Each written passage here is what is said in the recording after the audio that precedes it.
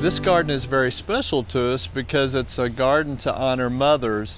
And the donors of this garden, Stuart and Linda Price, that was really their only request, was that it somehow reflect and honor mothers. And so we've got a fountain, very peaceful atmosphere. It's kind of a very formal garden that has various parterres.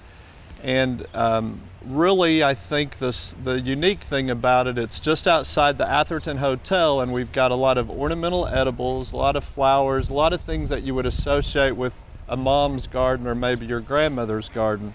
And today I've got the horticulturist that takes care of this garden. Kenny is with us today, and hi Kenny, how are you? Steve. Kenny has been working with us in this garden about a year, going on a year now, and the garden, Kenny's only been in existence 2 years. And this has been a fun one because we've got lots of challenges like any homeowner would. But I thought Kenny could talk through some of the unique plants with us. And to start with, Kenny, we've got some in the very background here that are kind of a focal point on this wall. Why don't you tell us some of the things that are in this garden? We've got 3 plants of interest right through here. This tall, very ferny looking foliage, which kind of softens that brick wall behind us. And it's asparagus. It's a perennial. It's a plant that you can eat each spring. We've just planted a couple of new clumps in here. So the recommendations are, when you plant a new root of asparagus, you want to give it at least 3 years time to build up enough energy for you to take those spears each spring before you stop harvesting. Below that, we have another ornamental, a raspberry called raspberry shortcake, and it'll eventually fill in behind these Yopon hollies and make a nice ground cover beneath the asparagus. And in the center of this planting, we have a Bonfire Patio peach, which has a beautiful double pink flower in the spring, about the size of a silver dollar.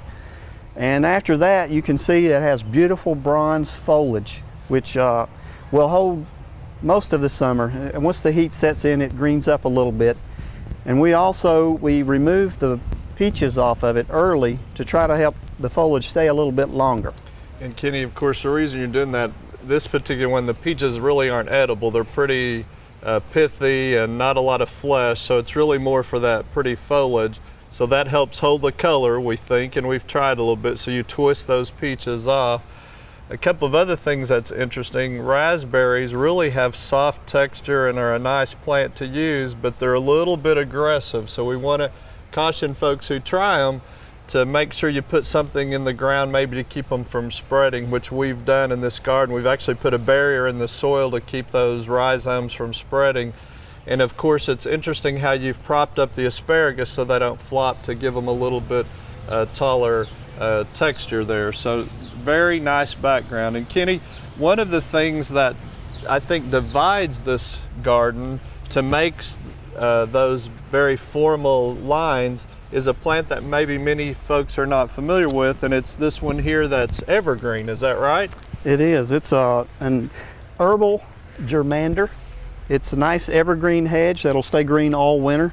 It does thin out its leaves a little bit, but you still have a green background that you can actually hedge this plant and shear it just like you would a holly or something like that you were trying to hedge up, and it makes a nice border, and it's pretty cold hardy. We've had a couple of really rough winters and proven that it will do well. So the plant that we have here that looks like grass is another interesting one. We're using this as a cover crop. It's actually a cereal grain called Elbon. It's a rye grain, and we're using it as a cover crop, which we can till in the spring to get the nitrogen from the green leaves that we till under. And it also makes a nice green plant that we can use here over the winter when everything else is brown and dull around it. But it also has some pathogenic properties, which helps keep some of the bad microorganisms in your soil down. And I've read another paper on it where it also works as a retardant for nematodes. And it won't be long you'll be tilling that in and putting warm season crops there. We will. Now, of course, we're in that transition period, so you've got a lot of cool season things that are coming on, and you've got some kale, various kales and cabbages and collards.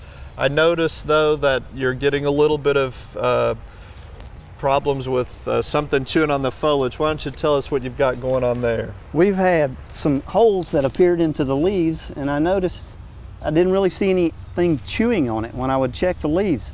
I came out early one morning and I found a slug on the back of the leaves, which they come out at night and feed, and then they go back down in the ground and hide when it gets warm during the day.